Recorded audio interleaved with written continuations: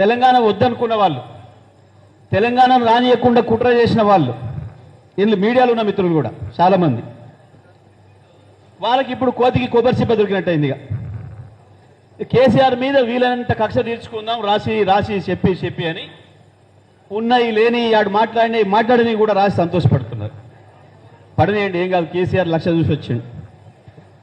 ఈ ప్రపంచంలో ఏ రాజకీయ నాయకుడు పడని తిట్లు కేసీఆర్ తెలంగాణ ఉద్యమ సందర్భంలోనే పడ్డాడు. కేసీఆర్ నేను పీగలేరు, కేసీఆర్ నేను ముట్టుకోలేరు, ఎవడైతే నేను కాదు.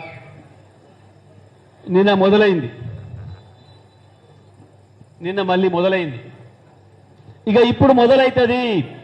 మిమ్మల్ని ఆట ఆడిచ్చే పని బీఆర్ఎస్ పార్టీకి నిన్న నుంచే ప్రారంభం చేసింది. కేసీఆర్ బయటికి వెళ్ళిండు, ఇప్పుడు మొదలవుతుంది, ఇప్పుడు మొదలవుతుంది. ఇక ఈ ప్రపంచంలో ఏ రాజకీయ నాయకుడు పడని తిట్లు కేసీఆర్ తెలంగాణ ఉద్యమ సందర్భంలోనే పడ్డాడు. కేసీఆర్ నేను పీగలేరు, కేసీఆర్ నేను ముట్టుకోలేరు, ఎవడైతే నేను కాదు.